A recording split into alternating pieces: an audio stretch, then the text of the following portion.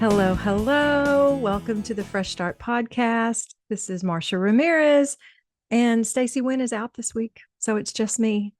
You just get me today. Um, but I just have a few things to tell you before we get to our guest. The first thing I want to tell you is that we just had an amazing retreat this weekend, a women's retreat up at beautiful Pinuel Ridge Retreat Center up north of Nashville. The God of My Girlfriend's retreat. Awakening the Feminine Divine was our topic. And man, it was such an awesome weekend with some really amazing women. And we're going to do some more of these different topics. But, when women get together, I'm telling you, something special happens, something magical happens every time. And this was no exception. So thanks to all the women that came. And if this sounds like something you'd be interested in joining us maybe on the next one, you should go to godofmygirlfriendsministries.org and go to the retreats tab. Keep an eye out, or even just sign up for our email list so you'll know when the next one is. We would love to have you join us on the next one because they're just really special times.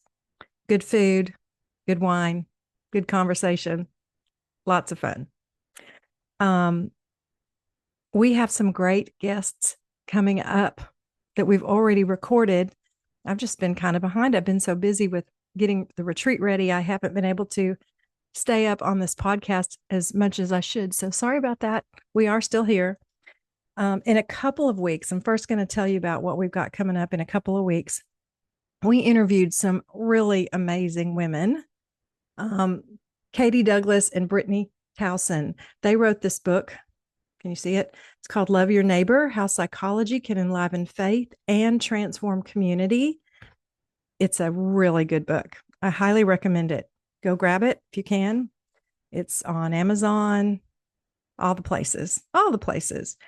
And our conversation with them was amazing. So y'all don't miss this. This is coming up in a couple of weeks. This week, though, we have a really special guest. We have Lauren Pinkston with us this week, and she is actually running for governor of the state of Tennessee.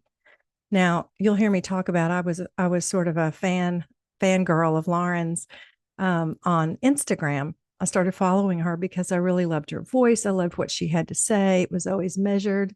It was always thoughtful and yet bold, all at the same time.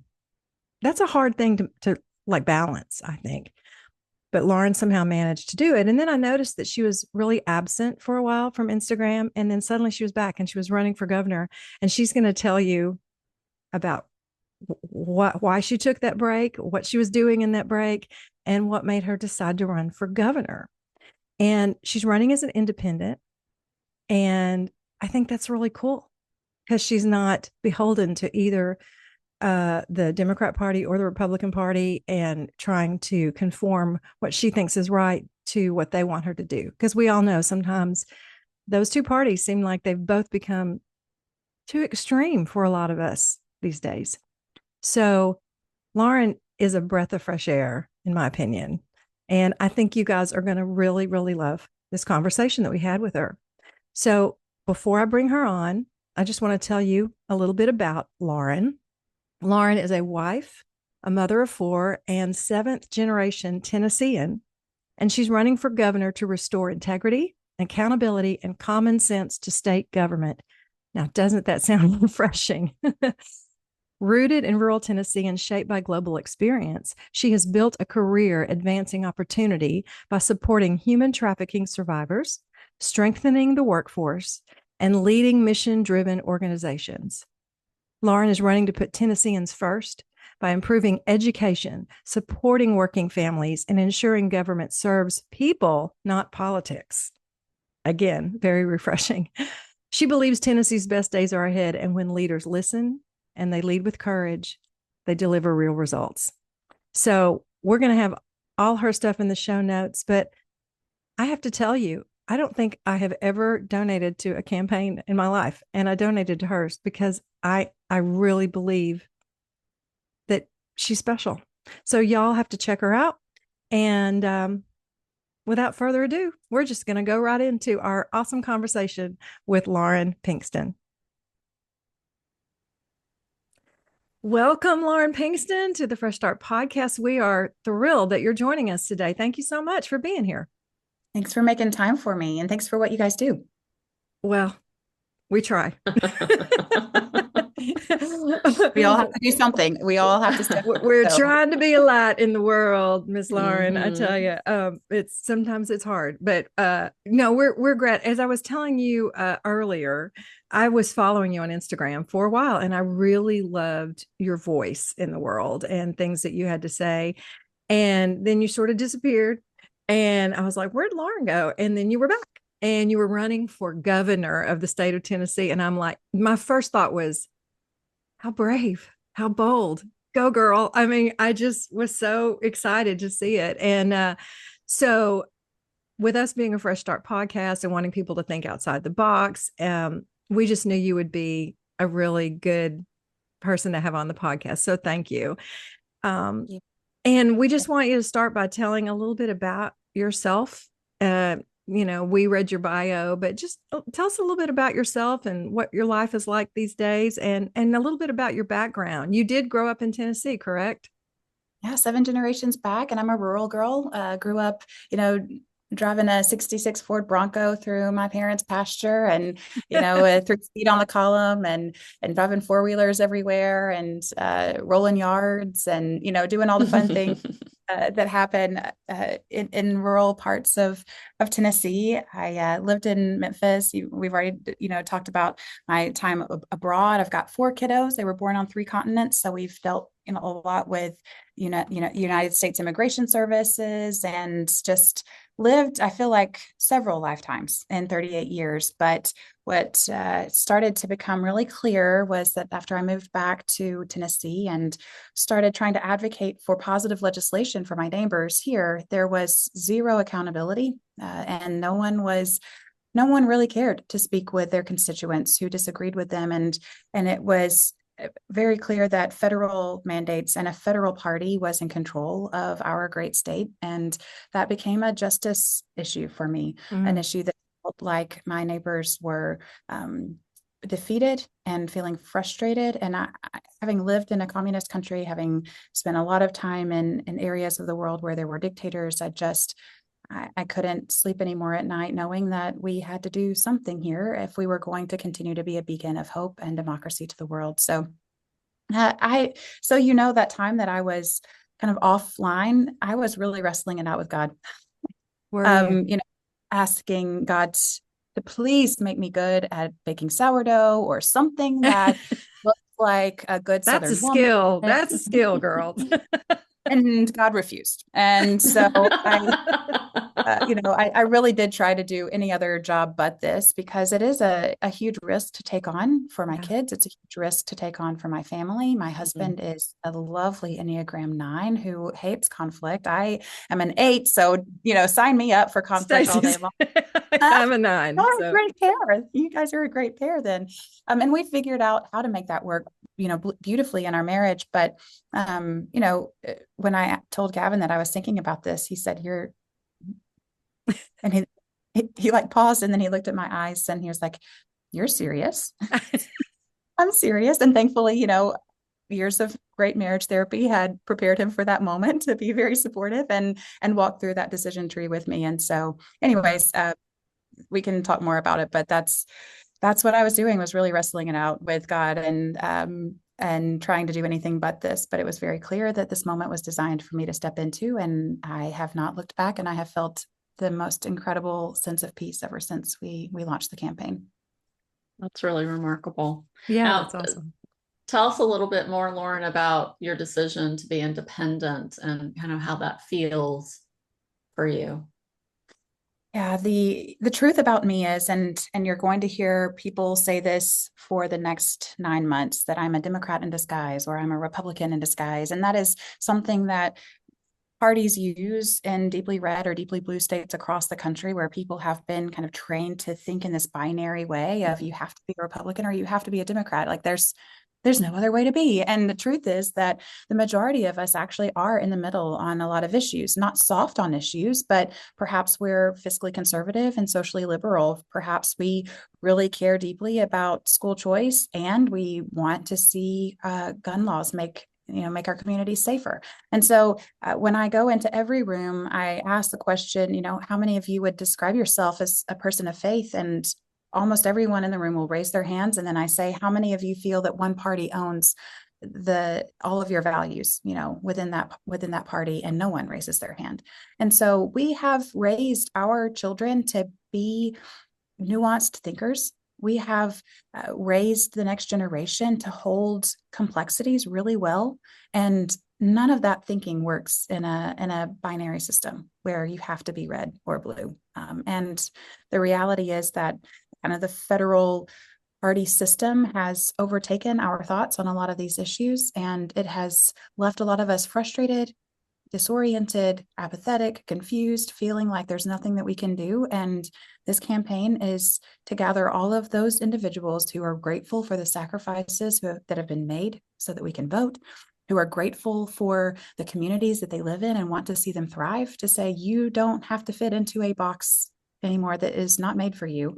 We can be people of reason, and we can show that we actually are the majority of people in this state. We just have to find each other, and we have to speak up together. Yeah, and mobilize. It's interesting that you're talking about that dualistic thinking, binary thinking, and we talk about that in the faith world, and a lot of our guests come from that space in a religious context of not falling into binary thinking, and I struggle with this too, and that space is you can't make someone hop out of that binary thought process. Like you can't do that. So tell me, I'm just interested, since you mentioned that, what's your experience in a room of people, and some are willing to enter into that more complex and kind of critical thinking, and some are not? It really is about creating safe spaces for people and asking them good questions. So the spaces and I've been practicing this in person and online for years, and it has become such a joy to talk to people who think differently than me. Number one, because I genuinely am curious. And I think that our posture as facilitators of these conversations is critical, right? We have to come in not with the intent to change someone's mind, but with the intent to learn something. And so when we enter into conversations with people who we know may fall very differently than we do on a political or on a religious standpoint, it is, what questions can I ask to unlock some kind of new learning for me, or some kind of new worldview that I haven't considered? Now, you have to be able to have the space and the capacity, to be curious about that. And so not everyone is in a place with that type of cognitive privilege. I get that. But yeah, it really is around facilitating a safe space for dialogue. And so, and then the next step is asking questions that will unlock someone's story. Because we are all a product of our raising. We are all a product of our environment. And this is how, one by one, a culture is formed, because we have this shared experience around our worldview, or around the things that we've seen. And unless we are purposefully interacting with people, then we lose that opportunity to even collectively, create the culture that we're looking for. And as social media has continued to expand, and as online platforms have allowed us to just find our affinity groups and lock in there, we have really lost that tensile strength of this art of civil discourse and of this dialogue. And those are muscles that we desperately need to build back. So we're getting ready to do that with this campaign. We're about to launch our mobilization plan, where we have designed an hour and a half of questions that you don't have to be a trained facilitator in this. All you have to have is a living room, or some tables at a coffee shop, or a library, where you can meet with folks, and we will give you everything you need: a quick one-page digital download, and videos from me that ask the questions. And I mean, We've even got, the countdown screen so that everyone knows what to expect. And so as long as you are willing to gather 10, 15, 20 people in a room, have a conversation, we're calling them conscious conversations, but that's really the bread and butter of this campaign, is getting people in the room together and to look each other in the eyes and humanize each other, in this moment. And there's something magical that happens in every single room that I'm in, where people are so energized because they've done something courageous. Oh, wow. Beautiful. And the humanization that you're talking about, I mean, it seems like there is so much dehumanization in the political world, in their language when they're talking about on both sides, right? And so I love that. I love that you're trying to bring humanity back into the issues, because that really is what it's about. And I'm curious, I've been following you. I know you've been going around and you've been having little meetings, town halls, whatever you want to call them, listening sessions, whatever you want to call them. What are the concerns that you're hearing most consistently from the people that you're meeting with? Yeah. Yeah, every state's different, but for Tennessee, the questions that are top of mind for people are absolutely the economy, right? The cost of buying a home. And for the next generation, they're afraid that they're going to be 40 years old before they're going to be able to buy a starter home. And Yeah. in my community, the cost of housing has gone up 104%, and the income has gone up around 2%, right? So this is a real issue across the state. We've had a lot of people move in, and we have not done a good job of creating, I would say, good boundaries for the investors that have been able to dump millions of dollars into our communities, but for their own interest and not the interest of the infrastructure that those new housing complexes require. And so that's definitely an issue.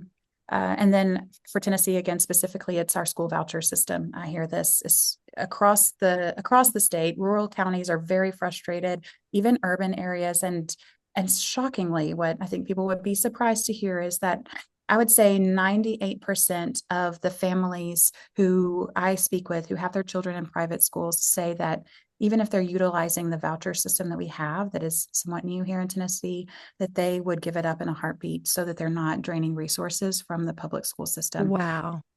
So people are really unhappy with the money that has been dumped into a program that seems to clearly have enriched the rich and has not had positive test scores and positive academic outcomes for those who are utilizing the vouchers either. And my dad was a school teacher. He was a college professor and in Arkansas. And that's where I grew up. And I have such a heart for educators. I know you were previously at Lipscomb, correct? That's right. I taught in the College of Business at Lipscomb. I taught business ethics and entrepreneurship, but I also started my career in education as a fourth grade teacher in public and schools. Yeah. So that was I just my have a heart for teachers, because I saw my dad. He didn't work 8 to 5. He came home and he was working all night long grading papers or taking phone calls from kids. And I just feel like they totally get overlooked in so many areas of politics. But I'm just curious if you could just, for people that are listening, can you explain that voucher system? They may not know what we're talking about, just in a nutshell, what that is and how it's hurting like the public school systems, because it is. Yeah. So the narrative, there has been a national narrative around school choice that has been pushed, saying that public schools are failing, or that they're trying to indoctrinate our children, and that families deserve choices. Now, I don't disagree. Let me say, I don't disagree that the impacts of No Child Left Behind have been really devastating, and they have created classrooms across the country that have become like cookie cutters. And teachers get into this field because they love the creativity and they love the opportunity to design their classes, their lessons, their lectures. And so this has definitely had some negative impacts on our communities. The voucher system is one that has really been pushed in order to promote that ideology of school choice. Now, we saw similar conversations at the moment of desegregation in the South with the promotion of Christian education. And this was a moment of white flight that really, again, put a damper on public schools and was the expansion of our private school networks. I need to also say that I have had my children in private education at different points based off of their needs. And this is not me saying that private schools should not exist. It is not me saying that we don't need a variety of school options. I didn't mean to become the poster child of school choice, but I have had my kids in Montessori schools, international schools, therapeutic schools, online schools, public schools, and we have homeschooled for a semester. I flunked out of that. We had to. We were living, and I was pregnant, and it was the whole thing. But you flunked out of homeschool. I did not make it past a semester. Not for me.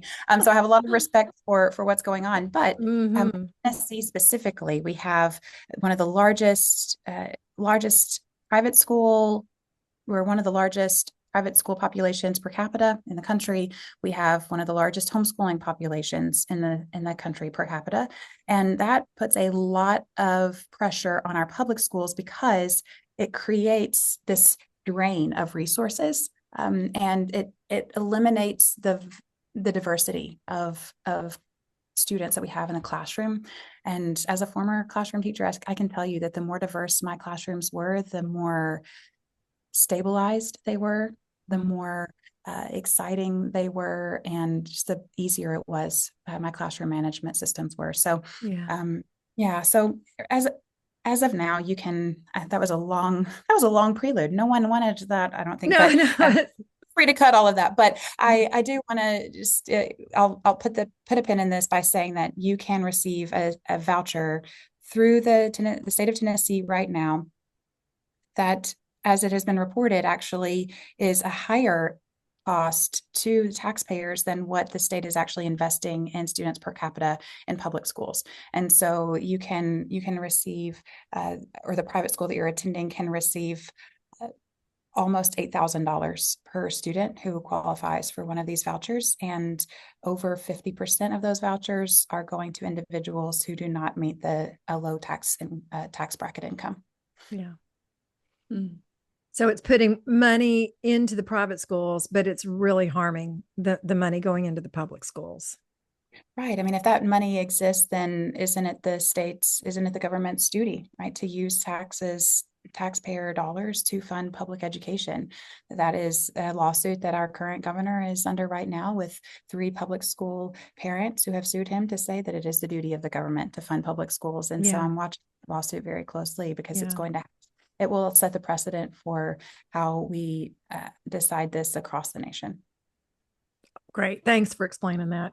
Because I don't know if that's going on in other states, but maybe people don't understand what that all is about.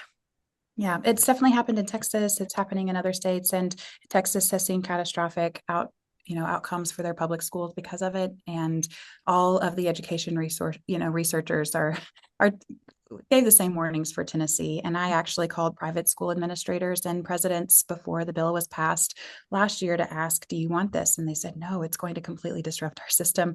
And so even the private schools didn't want it. Yeah.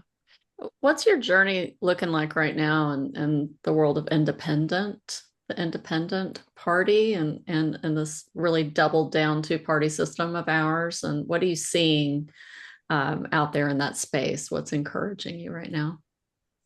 Well, the first thing that's encouraging is that I'm getting to talk with the very best Tennesseans every single day who are not entrenched in kind of that 15% extremism on either side. And so people ask me, Lauren, are you okay? How's it been getting into politics? And I'm having the time of my life, because truly, I feel guilty some days that others aren't getting to have the conversations that I'm getting to have. There are the most remarkable neighbors, humans, thinkers, innovators, and I'm getting to talk with them every day. And so first thing I'd say is that, and it's just been so invigorating to get to meet new people across the state who want something different. Nationally, there is such an exciting movement for what we're seeing. There have been wonderful organizations that have been fighting this battle for decades, but they're finally seeing a convergence of resources and a coalescing of ideas. And so they're doing a beautiful job of working together and pooling resources to fund independent campaigns and to really push this idea further, that if we're going to have a better union, then it's going to require that is going to require a very intentional breaking apart of this two-party system, which most people don't know, but even our founding father, George Washington, warned against. He did not want to have a two-party system. So it, really successful democracies around the world and representative democracies don't have two parties. They have at least three, many of them 5 or 6. And so most of us don't fit, like I said, into one bucket or the other. And so this is just it's a really needed shift for our country to work. That's awesome. Do you think, and you really think that an independent is electable? I mean, you think that you can cut through? Because I mean, I'm looking at like James Tallarico. I just love I love his message, and he feels like an independent to me. I know he's running as a Democrat, probably because, I mean, I know you probably get more funding, right? If you, Sure. Yeah. So you're going to get all that support. And which that's why I always like cheer on independents, because they're on their own. We are on our own. We don't get the support of parties. We also don't get the support of strategists. I mean, I tapped as many strategists as I could from both sides before this campaign launched, and no one was willing to touch my campaign because they thought it would kill their business model if they worked with an independent. And so there's definitely that. I'm definitely starting, building all of my systems from the ground up. I think what it does look like a disadvantage, but we have allowed money to control so much of our politics that it has created lazy candidates who just taking voter lists and just calling down them and asking for loads of money. I think I can do more. I can do 10 times with $1 what another candidate can do. And just it forces us to be very scrappy, very intentional about building relationship networks rather than raising money to run $2 million ads come August after the primaries. And so, it looks like it may look like a disadvantage on the outside, and there are definitely some disadvantages, but what we're building is a movement of people, not a movement of dollars, again, to be dumped into TV ads that you don't want to watch anyways. Yeah. And so it allows us to utilize our resources a lot better. And I would not be running if I thought that it was going to waste people's time and money. I don't like to lose, and I don't like I don't need this office to feel good about myself. Right. And so this really was a moment of calling, but also of responsibility. And I don't intend to run a campaign that's not competitive. We've already out-reported all of the Democratic candidates combined 4-1. So, we're already at least number 2 on the ballot. And I'm making it every effort. I will make it every effort to be number 1. It's amazing to me how much money people spend on these campaigns. I saw this morning that I'm trying to think, I'm drawing a blank. It's the senator in Tennessee that's running against Republican against Ken Paxton, has spent $70 million on his reelection campaign in Texas. That's like presidential numbers, right? I mean, what the heck? I know. How is this happening? Well, there was a Supreme Court case that should have never been, decided as it was. I don't know if you guys have followed Citizens United in the early 2000s, but that really, the decision around that court case was that corporations are people, and so they should be allowed to invest in political campaigns. And that is where we saw this massive dump of millions of dollars going into super PACs and really driving elections. And so it really does take someone who's not afraid of that money to be even willing to jump in if they're not going to be aligned with a party. But listen, this happens even within parties too. And I think people don't understand. They definitely don't understand that the Democrats and the Republicans only have 27% of the electorate locked in. Only 27%. They each have about 27% of the electorate locked in. They don't want you to know that because they don't want you to know that they aren't supreme. And so that leaves, in the last polling from the last quarter, 47% of people who identify as, a swing voter or someone who really doesn't identify strongly as red or blue. And so we'll go back to James Tallarico for a moment. The representative I also respect greatly. And have really appreciated his messaging over the years. And for Texas, this is a big moment. We're recording this the day of their election. I So know. I'm I know. watching very closely to see what happens. But we need to talk about how this money is used, because he had a sure shot. He had a very strong opportunity to win and to beat a Republican in his race because of his message being so moderate. And Democrats have felt for a long time like, they needed a more extreme Democrat to win. Well, what happened on the backside is that money was dumped from the Republican Party online to push Representative Crockett into this race. I was wondering what happened, because she said she wasn't going to run when he first got in, and then something changed.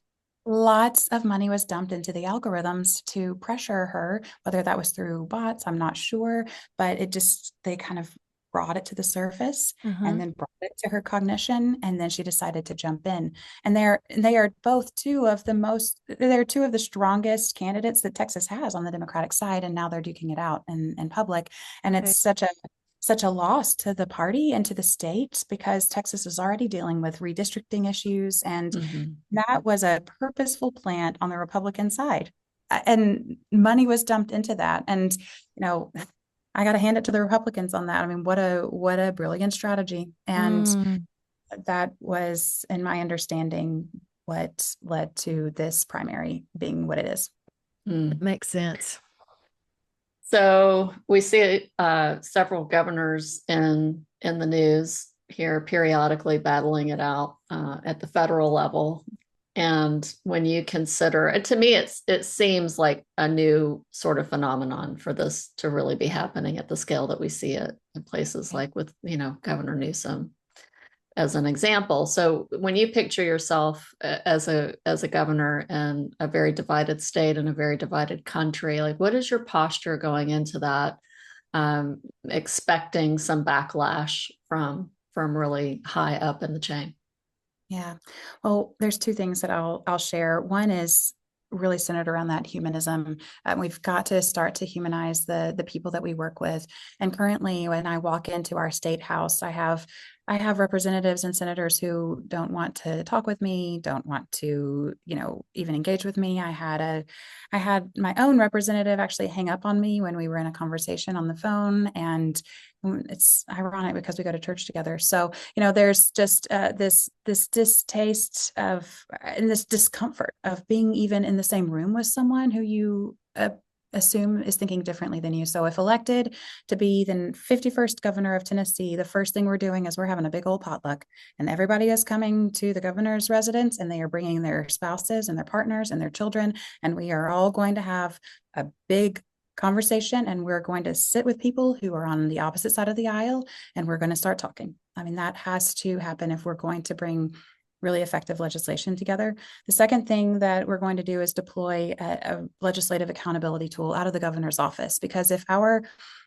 elected representatives and senators are not listening to their constituents, and they're just doing whatever not just their state party says to do, but the federal party says to do, then this is not a representative democracy. And I don't want to have to start yelling no taxation without representation everywhere I go. So we're going to be instituting this tool. I've been talking with some brilliant people in the democracy preservation space, and basically we will collect feedback from voters verified through their voter ID.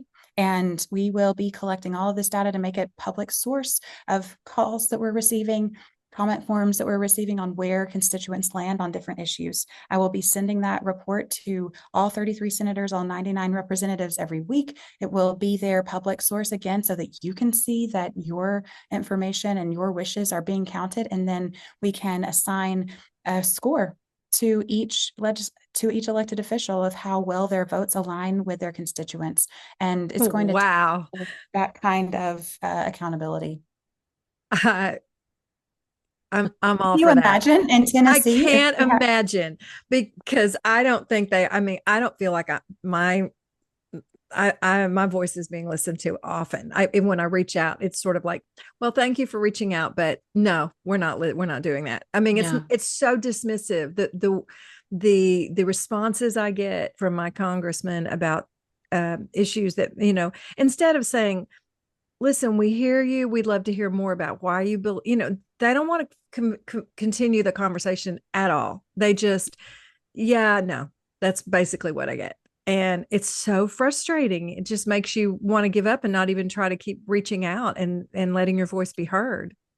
That's right. Yeah. That's right. And you know what? Actually, our elected officials actually do want this because they are under such a heavy thumb from the state party. And again, that's being handed down from the federal party. The Tennessee GOP, the Republican Party, kicked 16 moderate Republicans off of ballots across the state of Tennessee in our last election. Good, centered candidates on the Republican side because they knew that they couldn't control them. And we're watching this happen again this cycle because many of the candidates, especially down ballot candidates for school board or for sheriff, didn't know that they had to pay the party $50 to be able to receive the party's nomination if they won the primary. And so they've already kicked off hundreds of candidates this cycle who were wanting to serve. And so, really candidates and elected officials are wanting this. It happened in Florida, and the legislature passed a bill asking for the state to fund this tool, and Governor DeSantis vetoed the bill. And so, it's just proof that it actually does help elected officials to stay in office if they want to really serve the people. That's awesome. I would be remiss if I didn't just point out that you bring some great Enneagram 8 themes into your leadership and style. Oh, what accountability, real conversation. Yeah. Real conversations. Yeah. That's the awesome. Courage. Yeah. I love it. I love it. I just have to, go ahead, Stace. Oh, no, you go first. Well, I was just, as women of faith, I wonder what your take is on that. It seems like that politics has entered a lot of the churches. Politics is being preached from the pulpit. And how do you see that trickling down? And do you think that's a good thing or a bad thing? So it's interesting. I don't know if you guys know this, but I used to be employed through a church when we lived overseas. And so I was working with the underground church in a communist nation, a church that had been imprisoned for their faith. And so the whole idea of, Christian persecution, you can miss me with that in America because it does not align with our lived experience. So I have very strong opinions that are founded in facts.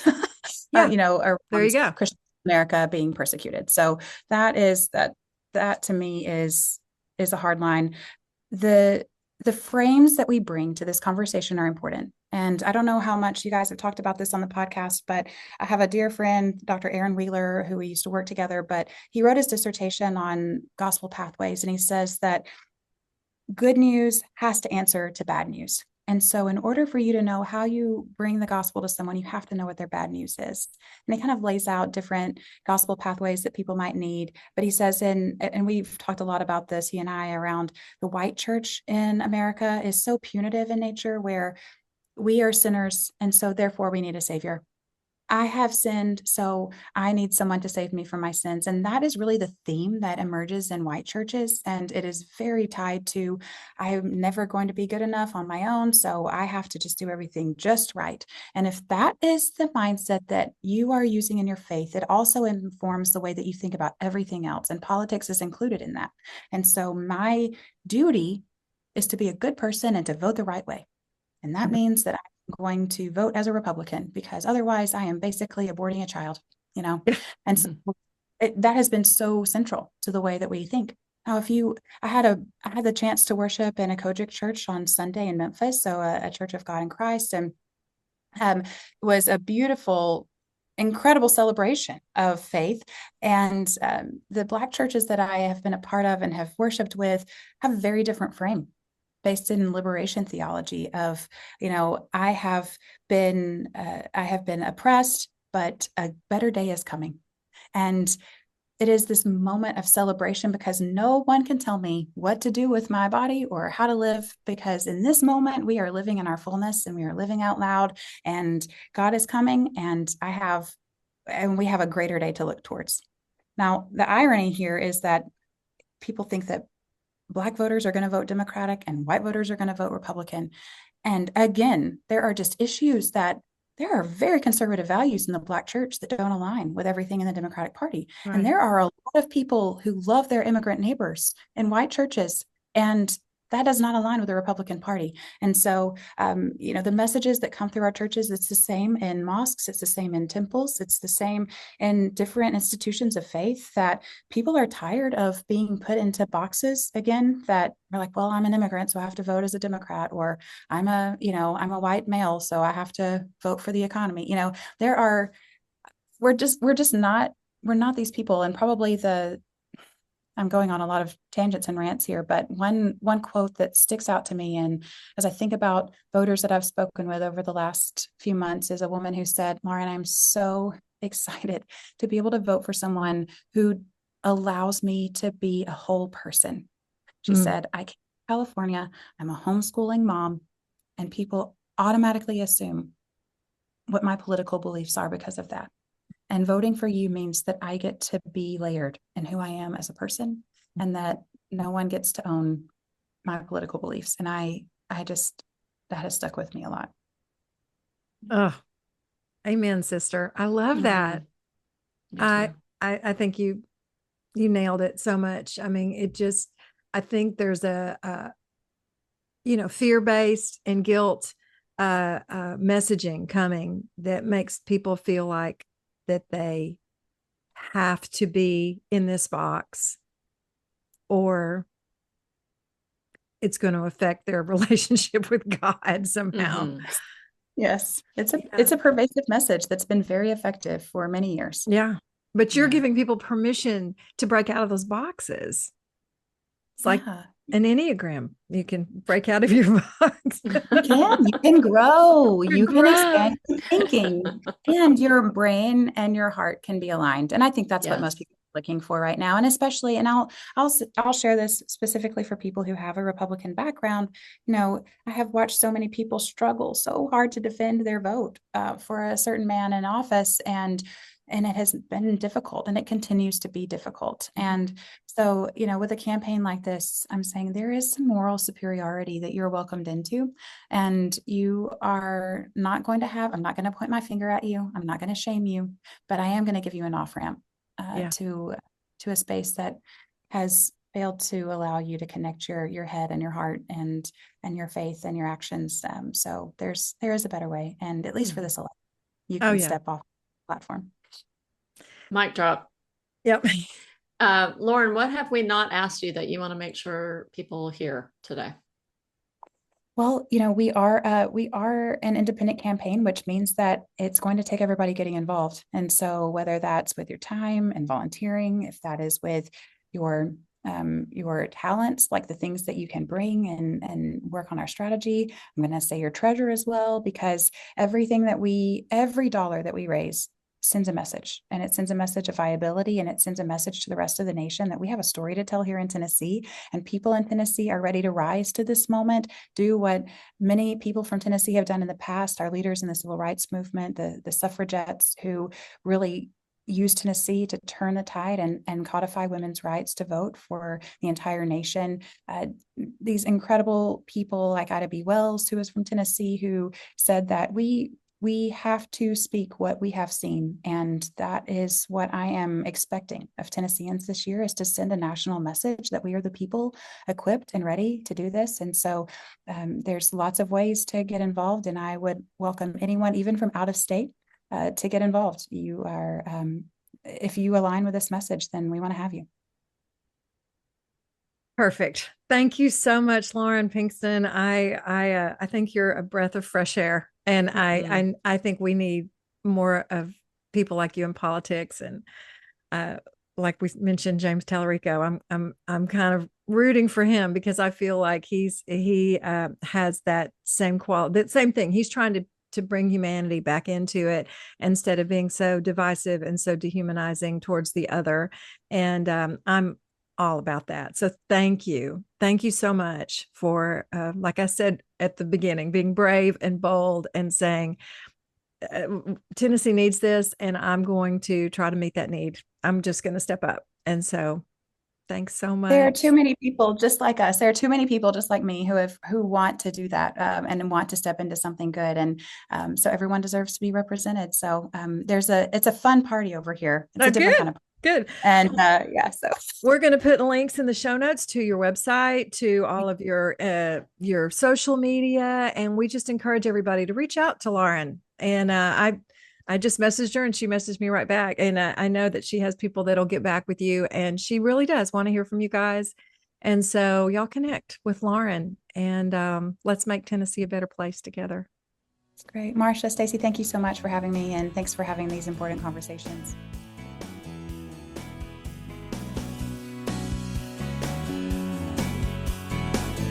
This episode has been brought to you by God and My Girlfriends Ministries. If you're looking for a faith-based community where everyone is accepted, all beliefs are welcome, and no judgment, check out godandmygirlfriendsministries.org, where you can find more information about our book clubs, both online and in person, upcoming retreats, and all the events in your area. You can also find out about one of our favorite things that we do, our Single Moms Christmas Blessing Ministry. So go check out godandmygirlfriendsministries.org. We would love to have you a part of our community.